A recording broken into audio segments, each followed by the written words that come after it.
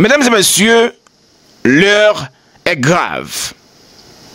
Président américain Joe Biden t'a autorisé l'Ukraine pour utiliser missiles américains qui sont missiles longue portée et pour utiliser missiles européens qui c'est Showdown pour frapper à l'intérieur de frontières là aussi d'avant 2014. Maintenant, après décision ça, plusieurs questions à poser.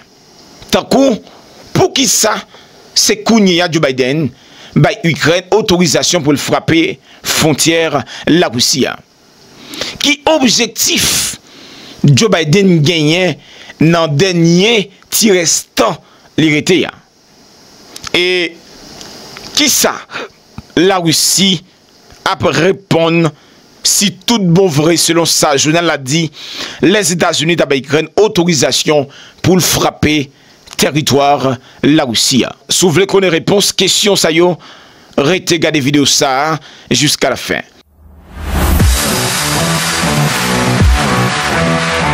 Jusqu'à la fin. Mesdames et messieurs, bonjour, bonsoir, bienvenue. C'est un plaisir pour me porter information pour vous. D'abord, je remercier chaque monde qui toujours met ton like, qui partage les vidéos et qui fait une connaître, qui bon, y a suivre vidéo ça, c'est très important. Mais pas oublier cliquer dans le lien ou à dans la description vidéo ça pour abonner ensemble avec nous sur YouTube, c'est très important. Mesdames et messieurs, comme je l'ai dit déjà, l'heure est grave.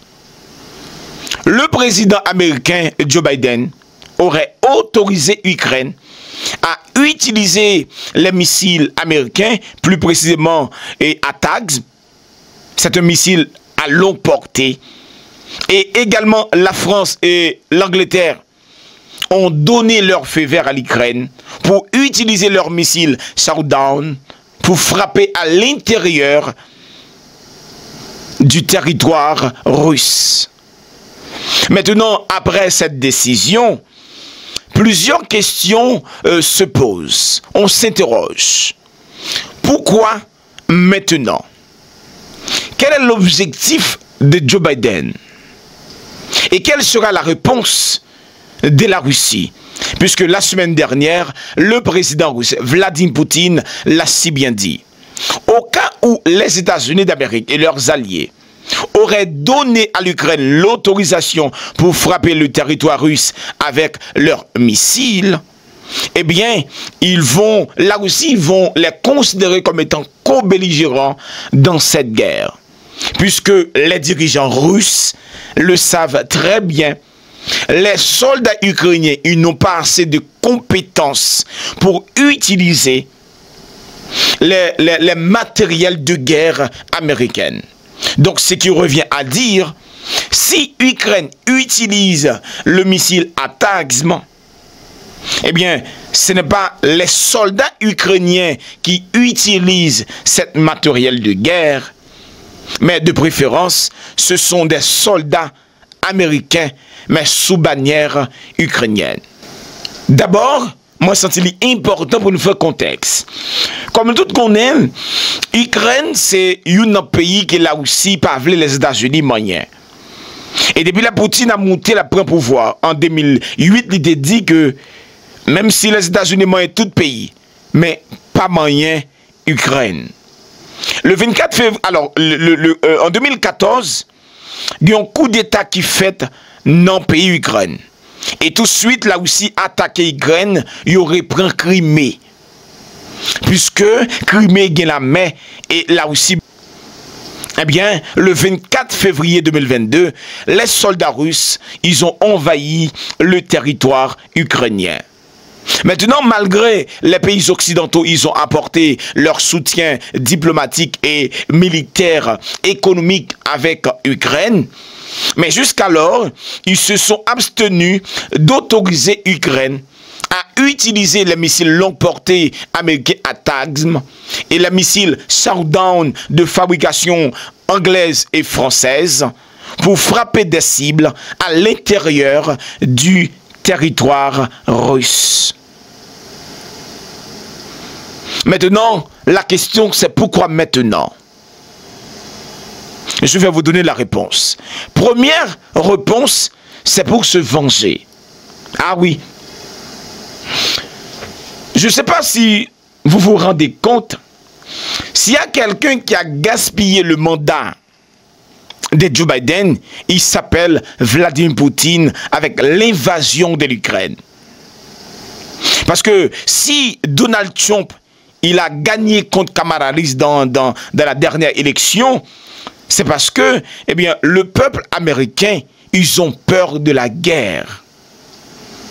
Et puisque Donald Trump, il a promis qu'il va apporter la paix, eh bien, beaucoup d'Américains, malgré le comportement mitigé de Donald Trump, eh bien, ils se sont résignés pour voter pour Donald Trump dans cette élection. Eh bien, si le président américain doit se venger de quelqu'un, eh bien, il n'y a pas d'autre que de se venger de Vladimir Poutine.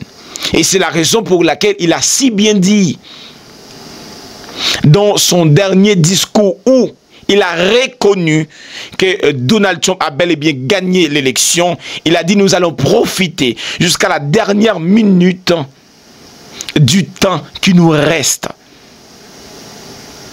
Et après cette déclaration, premièrement, Joe Biden a autorisé des sous-traitants américains pour aller opérer en Ukraine.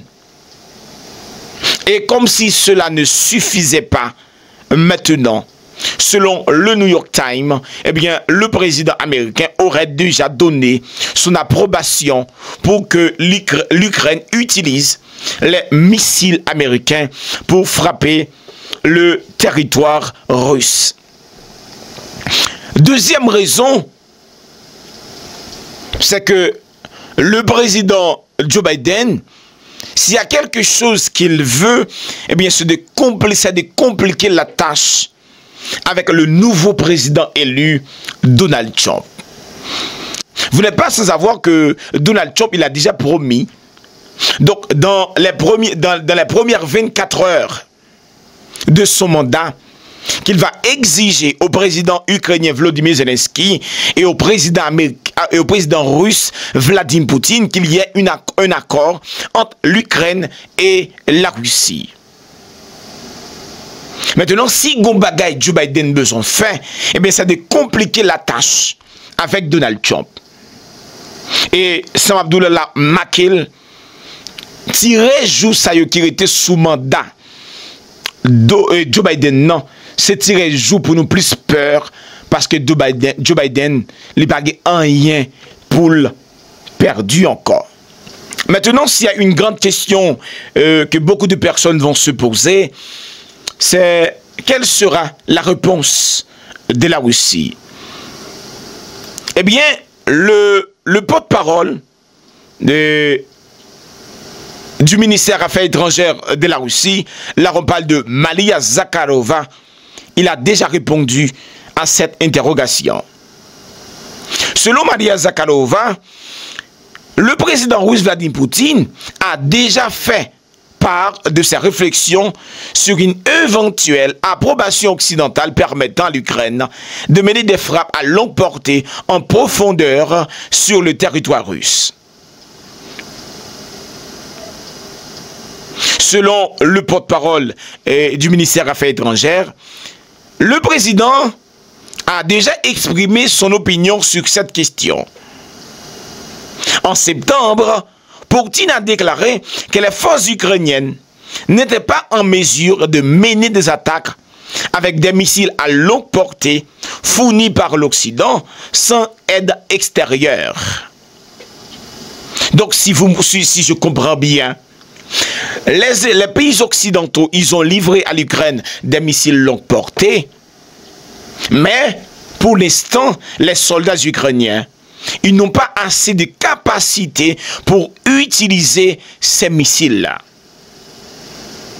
Il va falloir l'aide des pays occidentaux, des sous-traitants, des soldats, des formateurs des pays occidentaux pour utiliser ces matériels. Maintenant, selon le ministère des Affaires étrangères de la Russie, la bonne question qu'il faut poser, c'est qu'il ne s'agit pas de permettre ou non au régime ukrainien de frapper la Russie avec ses armes.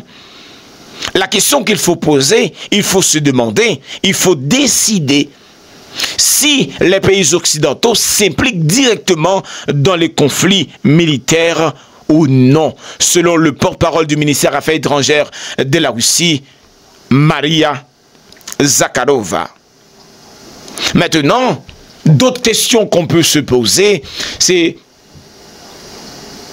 que peut faire Donald Trump? Eh bien, je ne connais tout ça qui est bon, qui est mauvais également. Si le président Joe Biden a donné son autorisation à l'Ukraine pour utiliser les armes occidentaux, par exemple les missiles ATACMS et Showdown de fabrication anglaise et française pour frapper à l'intérieur du territoire russe, eh bien il est évident également que le président nouvellement élu, la repale de Donald Trump, après son rentrée en poste, il peut également annuler cette approbation. Maintenant, selon le président ukrainien Volodymyr Zelensky, eh bien, l'Ukraine n'est pas un pion. Il ne faut pas que Donald Trump pense, dès qu'il arrive au pouvoir, il va seulement appeler le président ukrainien, eh bien, vous savez, il faut arrêter la guerre. Selon Volodymyr Zelensky, ce n'est pas comme ça que les choses vont fonctionner. Mesdames et messieurs, comme je le dis, l'heure est grave. Est-ce que le président américain, Joe Biden, est-ce qu'il attendra le mandat de Donald Trump pour attaquer, pour permettre aux pays de l'OTAN de mener des frappes à l'intérieur de la Russie? Et au cas où il y ait cette volonté,